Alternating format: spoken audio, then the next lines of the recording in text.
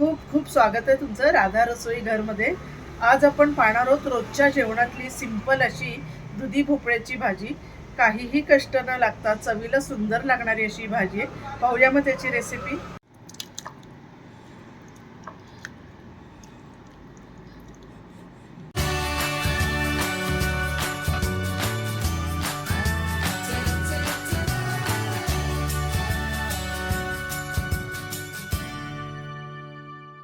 आता हा एक मी दुधी भोपळा घेतलेला आहे।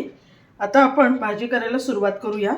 सुरुवातीला त्याच्या कडा कापून घ्यायच्या आहेत आणि सगळ्यात सुरुवातीला एक लक्षात ठेवायचं की किंचितशी चव घेऊन पाहायची की दुधी भोपळा कडू आहे का ते, कारण बरेचदा कडू निघतात आणि फूड पॉयझनिंग होण्याची शक्यता असते। त्यामुळे कधीही दुधी भोपळ्याची भाजी किंवा काकडी ही कुठल्याही अशा गोष्टी आणि दोडका पण येतो त्यामध्ये, या तिन्ही चारी तुम्ही भाज्या जेव्हा घ्याल तर थोडीशी चव घेऊन पाहायची। चांगली असेल तरच पुढे भाजी करायची, अदरवाईज तुम्ही नाही करायची ती भाजी। आता आपला हा दुधी छान आहे, मी चव घेऊन बघितलेली आहे। तर आपण आता त्याची सालं काढून घेऊया।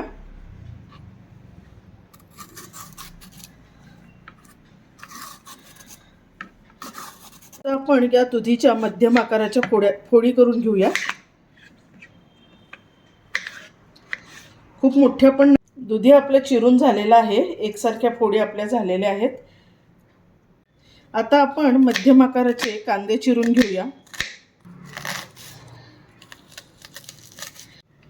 कांदा चिरून झालेला आहे, टोमॅटो चिरूया आता आपण। साधारण मध्यम आकाराच्याच फोडी ठेवायच्यात, खूप बारीक पण नाही करायच्यात। त्यानंतर मी 2-3 मिरच्या घेते आणि कढीपत्ता घेतलेला आहे। आता आपण फोडणी करून घेऊया।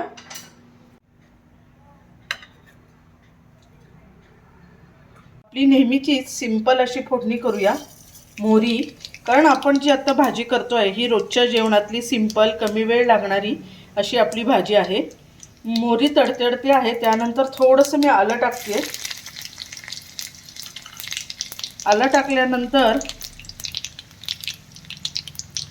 टाकल्यानंतर थोडेसे हिरव्या मिरच्या,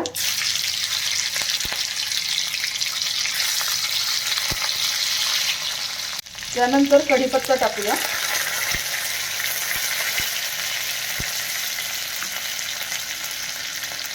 कांदा,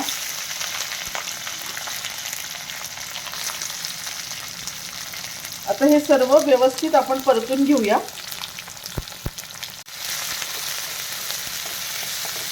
तुम्हाला सगळ्यांना माहितीच आहे की दुधी किती औषधी आहे, शरीराला खूप उपयोगी आहे। तब्येत चांगली होती, वारंवार दुधी खाल्लं पाहिजे। खूप जण फ्रेश दुधीचा रस पण पितात, ज्यूस। कोलेस्ट्रॉल कमी होण्यासाठी मदत होते, स्किन चांगली होते, खूप फायदे आहेत दुधी खाण्याचे। आता छान परतत आलेला आहे। आता मी टोमॅटो टाकते।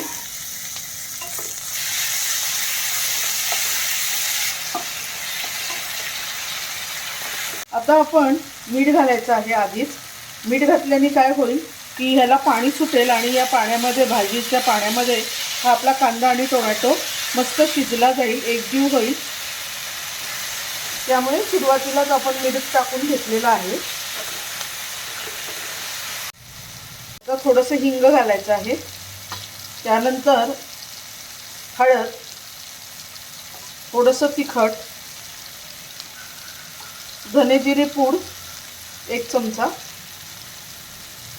आणि थोडासा गोडा मसाला घालायचा आहे, खूप नाही। अक्षरशः असा एवढासा पाव चमचा येईल इतपतच गोडा मसाला आपण घालूया आणि सर्व परत एकदा परतून घ्यायचं आहे। एक लक्षात ठेवा, हा मसाला जर परतला तेलामध्ये त्याचा तवंग पण छान येतो, रंग छान येतो भाजीला। त्यामुळे आधी परतत असतानाच मसाला घालायचा, वरून भाजीत मसाला टाकायचा नाही। त्याने भाजीचा रंग छान येतो, चव पण छान येते। आता हे आपलं छान परतून झालेलं आहे। आता चिरलेला दुधी टाकूया।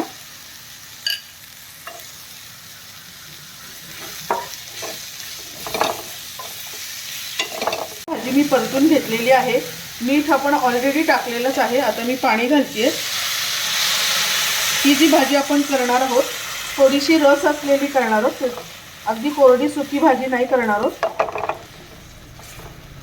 भाजी आपण 5 ते 10 मिनिटांसाठी मीडियम गॅसवर झाकून ठेवूया, म्हणजे दुधी छान शिजून येईल आणि दुधीमधला सगळा रस त्या रस्स्यामध्ये उतरून भाजी एकदम टेस्टी लागेल. साधारण 10 मिनिट झालेले आहेत. हे पहा मस्त भाजी शिजत आलेली आहे. आता मी गूळ घातलाय थोडासा आणि त्यानंतर त्याचबरोबरीने ओलं खोबरं टाकणार आहे. त्याने अजून थिकनेस वाढेल आणि चव पण छान येईल. आता हे झाल्यानंतर व्यवस्थित परतून घेते.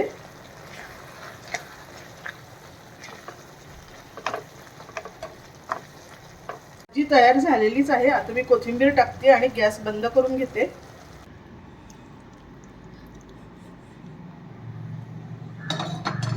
अरे आपली टेस्टी अशी दुधीची भाजी जरूर करून पहा. सोपी आणि अतिशय चवदार अशी आपली दुधीची भाजी तयार आहे. नक्की करून पहा आणि भाताबरोबर सुद्धा तुम्ही खाऊ शकता. पोळी भाकरी कुठल्याही गोष्टीबरोबर तुम्ही ही भाजी एन्जॉय करू शकता. आणि जरूर ही भाजी करून पहा.